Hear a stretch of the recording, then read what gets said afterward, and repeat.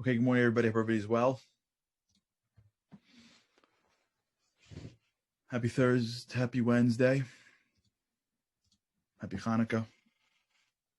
Sorry for yesterday's noise for those who were with me yesterday. Things that are beyond my control. I felt like, you ever see those training videos where players are playing in training camp, and as the guy's trying to throw a football, they're throwing things at him, That's how I felt like yesterday, trying to get words out, and there's just noise everywhere. So I think today we may have solved the issue. Who knows?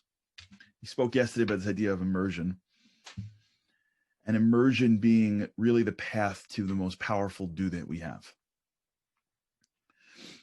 We're coming to the end of this idea of nitzachon, which is victory, and we're trying to create a paradigm shift in how we see ourselves and our actions by trying to highlight that the actions that we take really are dependent on the intention that we have. There is a unification of what I do and what I think. And when that is aligned, the actions are really powerful. And when that is misaligned, the actions are really not. So you can literally go through your life, achieve very little impact, and go, I don't understand. I've been doing this. And thank you, Maxine. And not know why. It's because we've never really spent enough time recognizing that the actions are just manifestations of intent. And unless my brain is focused, the chaos is going to make my actions robotic. You see this all the time with people. You can go to school and not learn anything. You could be married and not be connected. You could be at work and basically be just barely conscious, collecting paychecks. And the big mistake that we make is that we think that it is the work that I'm doing that is leaving me devoid of meaning. It's not. There is something about doing the right things, no question, which we can get to, which is if you're really gifted in one area and doing something that you shouldn't be doing, there's truth to that. But when you look at the roles of your life and you're looking for greater meaning and purpose and satisfaction, it doesn't exist in doing something else. It exists in doing the thing that you're doing much better. And this is a huge misconception, that when you're running from thing to thing, you're never fully experiencing it. And so nothing is giving you any level of satisfaction. So you feel the lack of meaning. And it feels off. So we assume that the reason why it's off is because it's the wrong thing. No, it's the wrong approach. I had this with a friend of mine who was dating. I call him my serial dater. Have I told you about him before? This guy was a serial dater. He dates a girl. First date, it's like, this is it. She's the one. You know this type? Second date, oh my gosh, I'm head over heels. Fifth date, he's like, I was sitting and talking to her, and I don't know, another girl walked in the restaurant. I'm thinking, maybe she's not the one. Why am I feeling this way for? Eighth date, and we broke up. I'm like, what? You broke up? It's a constant. I'm not engaging in anyone. So I assume the problem is in her. It never dawns on anybody that the problem is maybe not in her. Maybe the problem is in you. Because the ability to date means you're trying to delve into somebody else.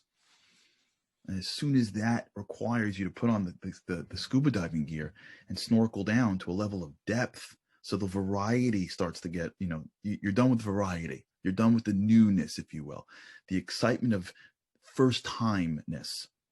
right? Which is in its own excitement. Starts to depth. Now you have a chance, right? You get through the who are you and you get into a world of depth. That's different. It's harder. It's harder to maintain attention. It's something after you've read the first 10 pages of a book. A lot of people that start books and finish them.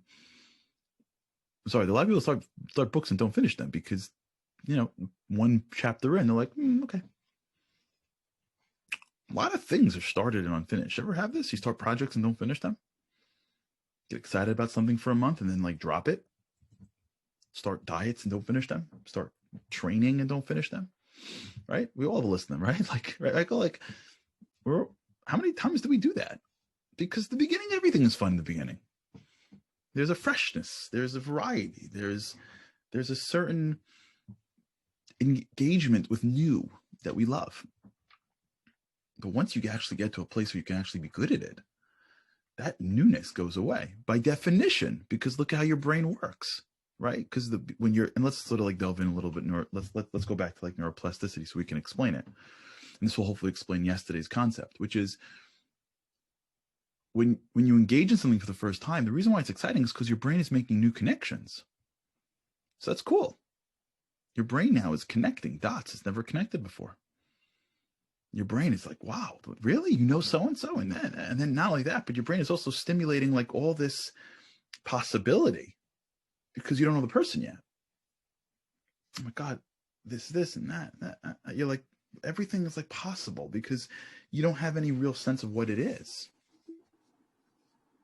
So you have all these new connections being formed, all this new stuff happening. People think when they see someone for the first time, it's love at first sight. Yeah, usually it's not. Usually it's a combination of your brain being pumped about seeing something and new connections, and then desire and newness. It's all this emotionality going on and new brain stuff going on. There's a lot happening when you engage in something for the first time. So as you start making connections, you start having a chance to go into something. Now your brain has the connections now. Now I know where the book is going. I know what my job is like. I know how to get to my desk. I know, where this person is from. Right? I know, unfortunately, a whole bunch of people that are, I'm not getting into marriage issues. That's not what I'm trying to get to, but I've spoken to a whole bunch of people that are married 3 to 5 years. And this is what they're struggling with. At least the people that I'm talking to, there's people greater than me, my mom being one of them in the area of marital therapy. But I'm not suggesting that I'm getting in the way of real marriage issues, but let's leave that to the side. The calls that I get for advice is not real marital issues. It's people that I basically know or I'm 1 degree of separation from that are just bored. They're bored. They know the person for 5 years. They know everything they need to know about the person. But they don't realize that as you start to form these connections of the surface, which is the beginning of how you engage in material, right? Now you have all these neurological connections that are brand new. The subject, the job, the child, the person, whatever. Now you have a chance of taking those connections and finding nuances that lead you to greatness, right? The famous book, Outliers by Malcolm Gladwell. He speaks about the 10,000 hour rule, right? That's research based on Eric Anderson, which there's a huge controversy if Gladwell said it correctly or he missed the nuance. It's a whole controversy. But either way, the idea that you do something for 10,000 hours is because when you first do anything, your brain orients around it, neuroplasticity. But if you do the same thing 1,000,000 times, now your brain has the freedom to pick up on the nuance. When I said yesterday about the idea of scuba diving, if you can hear it past the noise, is scuba diving, and then you get to see things. This is how. This is the explanation of it, because as your brain forms a connection to something, in the beginning, it has to form a very basic connection to it. But once it forms its basic connection, it doesn't need to do that anymore. Now you can actually start to form nuancical connections. I can form nuances. And nuances is where greatness lies. And the more I do something, the more my brain can pick up on more and more nuances and then make those rock solid, and then go to new nuances and make those rock solid. So if I'm learning how to play guitar and I first start learning how to play guitar, I'm strumming the guitar, my brain's like, okay, where does your hand go? How do you make these sounds? And now once your brain does that for a year or 5, I don't know, your brain's like, well, what if you hit this string in this order? And now it locks that in. And then if you play guitar for 10 years, your brain and its neurological ability to form connections are forming such nuanceical connections that it has a connection that only you in the world know how to do. Then you look at someone playing guitar, you're like, that guy's insane. Not because he was born insane, it's because he's playing guitar every single day his whole life. So he can do things on the guitar that his brain can get him there. His brain has memory in there, how to work his hands in a certain formation. It's not like he was born, okay, there's proclivity to things, but it's not like he was born with the ability to, no one hands a 3-year-old a guitar and the guy stands on stage and rocks it. Why not? Because it's not innate. There could be a desire or an interest or something, fine, but that's not greatness. Greatness is when you spend 10,000 hours playing it, so now your brain knows your hand can move. It's called muscle memory. I told you the story when I wanted to speak at the locker room for the baseball players. I wanted my friend of mine to own a piece of the Marlins, and I asked him to go speak, and he said no, because baseball players don't need motivation. You don't need a motivation when a fastball comes at you 98 miles an hour. So I'm like, how do they hit the ball then? The answer is because it's muscle memory. They don't know. It's when you swing so many bats, your brain is now making connections about ball movement that's even subconscious. So the ability to immerse in something means that I have gotten past the initial variety level surface. Now I have a shot at starting to create nuanceical neurological connections. Now I have a chance to get to work that is, so to speak, not surface. It's more, if you will, boring, because I'm not dealing with big connections. I'm dealing with small connections.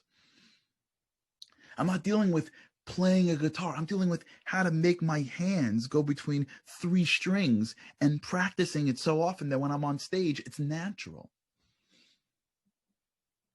I'm sitting in front of a human being and not worrying about, like, what's her name? Where is she from? Really? Went to the same high school? This is so new to me. Look at how she looks. I'm sitting there going like, I know everything about this woman. And while we're talking, I'm learning. I can't even pick up on half the things that I learned. I'm learning a nuance about her I never knew before. That's really where the greatness lies. It lies in the ability to know the small little nuances that other people can't know because they don't have the time. Where immersion is when you start to do that and you start to allow yourself to be okay to delve into something deeper, which allows your brain to develop neurological connections that it wouldn't have developed if you lived at the surface. So if you go to work every day and every 8 minutes you're distracted and you're constantly going back and forth to get your attention, you're really only making the same neurological connection that you made for the past 20 years. And you're like, I've been doing the same thing for 20 years. How come my boss is better? The answer is because you're constantly living at the surface. And you're the best in the world at the surface. No question. But if you never allow yourself to delve in and to just be okay for a period of time to be in a deeper place of the work that we're doing, your brain can't see the nuances. And it's in the nuance where it all happens. It's in the nuance where you feel like you're greater. And this is where the emotion and the mind come together. And this is the difference between doing and doing. If your brain's like, how is it going to get impacted? Am I going to get a hit? Are we going to win the game? Does he like me? Is it working? You ever present in front of somebody and someone gives you a look? I ever tell you those stories? tell those stories of I'm speaking in front of somebody and they're giving me like a look like this, and my entire time thinking like they hate it. What is he thinking? I can't even focus on what I'm saying because I'm thinking like, what's he thinking? What? That's impact. We can't be great at things if we're going to play at the surface. So how do you delve? You delve by allowing yourself time to immerse, where all the stimuli surrounds one thing. That's why you go to camp and you're different. That's why you go on a trip and 3 days in, you're different. Like I said over here, the minute you like stop trying to connect back to your not old, but your life, and you're in the trip. Why? Because all of the stimuli are all focusing on one thing. The experience is now 360 degrees, and your brain now can totally go to a whole new place. And the place where it goes to, it picks up on nuances and unlocks emotions and brings back memories, and you understand things. This week's show coming up on the Shabbat show tomorrow night, we're talking about small miracles. And we had a pre-interview with somebody that's going to be on the show tomorrow. Her name is Yida Halberstein. She wrote the book Small Miracles. Incredible woman. It's a great interview, and she speaks about this concept that how many miracles are in our lives that we just can't see because our eyes aren't open.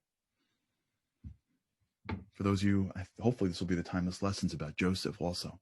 Such a big issue in life. Your eyes aren't open to the things in front of us. It's not because they're not in front of us, it's because we're not immersed. We're not immersed. We can't see. So our brains can't pick up on things that are there because our brain also has to pick up on everything else. And so when we talk about doing, and I'm saying a lot of stuff, hopefully it's making sense. I'm trying to pack as much as I can in. When we talk about doing, it's so critical that we realize that in the world of doing is really allowing ourselves to be somewhere, right? The hands and the eyes are either looking over at the having an impact, or they're looking over at the thing I'm actually involved in, and they're looking at the being, right? That's where we are. We're constantly looking up and down that continuum. And the place where we are the most successful, if you will, before we get to the next level, is I'm just where I am. No judgment. I'm just where I am. No judgment of like, is this right? Is it wrong? Am I good? Am I not good? Is my finish? Is it over? Is it impactful? Is it not impactful? Do they like me? Do they not like me? No. But when I am where I am, it doesn't have to be every single thing you do every day. But wherever you are where you are for the period of time that you're there, you just got to be there. No judgment as to if it's going or not going. All you're really focusing on are the things that you're doing. You are almost lost in the words that you are speaking and hearing. You are lost in the work that you're doing. You're lost in that work. Like a friend of mine is very close to a big rabbi in Borough Park named Rabbi Muttel Zilber. And he once asked him when he prays, how come you don't like sway? And he says, because I'm lost in the letters on the page. Such a deep concept. When he prays, he on his prayer book, he's lost in the letters.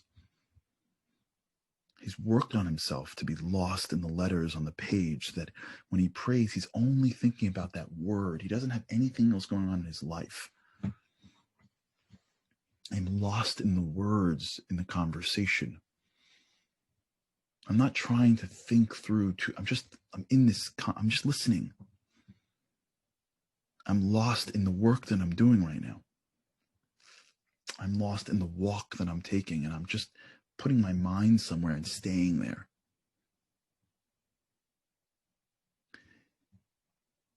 This is impossible to go 0 to 100 on this. But we can do this in bits and pieces. This, by the way, is one of the great customs we have for Hanukkah. In Hanukkah, you're not supposed to work for 30 minutes after you light candles. You're supposed to sit by the candles and just look at them. You're supposed to be lost in the light of the candles. Be lost. even if not, you can't look for 30 minutes, but be lost in the peace that comes with the candle lighting. This is really the measure of greatness. It seems like it's counterculture because we live in a world of multitasking. And we feel like we're being greater when we're done. And we get like make a phone call. I do this all the time, by the way. Just so you know, I don't want to think that I got this. I can barely drive in a car for more than 5 minutes without like, who should I call? What should I do? But sometimes getting lost in like, I want to think of something that's I need to work out in my head. And having a little open road is the greatest use of our time. The culture that we live in seems to send us into the world of every second do something, be productive, double, triple, everything, go, go, go, go, go, go. It just keeps us mediocre. Multitasking is the greatest path to mediocrity. Immersion is the method of greatness. Immersion. That's really the immersion. Really is the tool of great people. They have this unique ability to lock into something and stay locked. Not for 12 hours, even for 30 minutes, even for 10 minutes. They're locked. And when they're locked, they're all there. No judgments. No, how's it going? Am I done yet? What do I got to do today? They're just there. And then when they're done, they're done. And what they're gaining is they're delving into a deeper place. And now they're allowing their brain to make all these nuanceical connections that they never thought they'd make, conscious and subconscious. That's the place where the do becomes exponential. And that's where you start feeling satisfaction, because you feel good, because I'm fully immersed in something. All right, we'll continue and we'll close this out soon because we got to get to B, but we'll close this. But until then, try doing this today. Try getting one area where you feel you can just let go and give yourself 20 minutes, 30 minutes, and just be fully immersed in that activity. See how it feels. All right. Thanks so much for paying attention, being here. I hope you enjoyed the quiet today, because I most definitely did. Have an awesome day with God's help. I can't wait to see you again tomorrow.